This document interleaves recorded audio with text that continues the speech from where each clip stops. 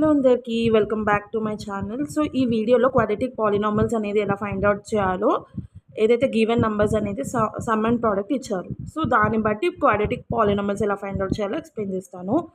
So first వచ్చేసి 1/4 1 -1. So first మనం ఏం తీసుకుందాం, 1/4 -1. ఆల్రెడీ ఇచ్చాడు కదా, ఏదైతే గివెన్ నంబర్స్ ఉన్నాయో అవి సమ్ ఇంకా ప్రోడక్ట్ అని. సో సమ్ వచ్చేసి ఆల్ఫా ప్లస్ బీటా, అదెంత 1/4. ఆల్ఫా బీటా అదెంత -1.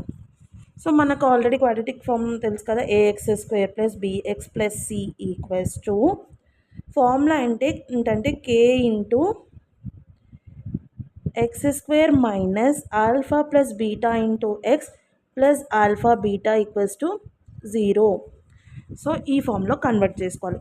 కాన్స్టెంట్ అనేది ఎప్పుడు 0 కాదు, సో 0 కంటే ఎక్కువ ఉంటుంది కాన్స్టెంట్ అనేది. ఇప్పుడు ఏం చేద్దాం, మన దగ్గర already alpha plus beta values ఉన్నాయి కదా, సో అవే సబ్స్టిట్యూట్ చేసుకుందాం. k into x² minus, so alpha plus beta ఎంత 1/4 ఇంటూ x, ఆల్ఫా బీటా ఎంత -1 ఈక్వల్స్ టు 0. సో ఇప్పుడు చూడండి, so k into x² as it is రాసేసుకుందాం. సో ఇక్కడ ఒక విషయం అబ్జర్వ్ చేయండి, ఇక్కడ మనం 4 తోటి అన్నిటికీ మల్టిప్లై చేయాలి పైన, ఎందుకంటే ఇక్కడ డినామినేటర్ వచ్చేసి 4. సో ఇక్కడ ఈ ప్లేస్లో k వాల్యూ అనేది 4 తీసుకోవాలి. సో ఏదైతే కింద డినామినేటర్ ఉంటుందో అది k వాల్యూ అవుతుంది.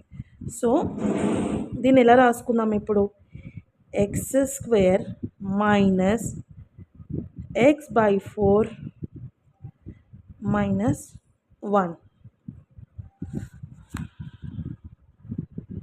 సో నెక్స్ట్ వచ్చేసి ఏమవుతుంది, ఇప్పుడు ఆల్రెడీ 4 తీసుకున్నాం కదా, సో 4x² మైనస్ ఎంత 4 కదా, అది 4x/4 -4. సో ఇది క్యాన్సిల్ ఏమవుతుంది, answer 4x² minus 4x² minus x -4 equals to 0. ఇది వస్తుంది ఆన్సర్. సో ఇలా వచ్చేసింది కాబట్టి 4x² minus x -4 equals to 0. So ఇది quadratic polynomial of the 1/4 -1. So next దేని కనుక్కోవాలి, 1/1 తర్వాత 4,1. సో 1,1ది తర్వాత 4,1ది. సో ఫస్ట్ ఏం తీసుకుందాం, సెకండ్ దాని ఏంటి 1,1. సేమ్, సో ఇందులో ఆల్ఫా ప్లస్ బీటా అనేది 1, ఆల్ఫా బీటా అనేది 1.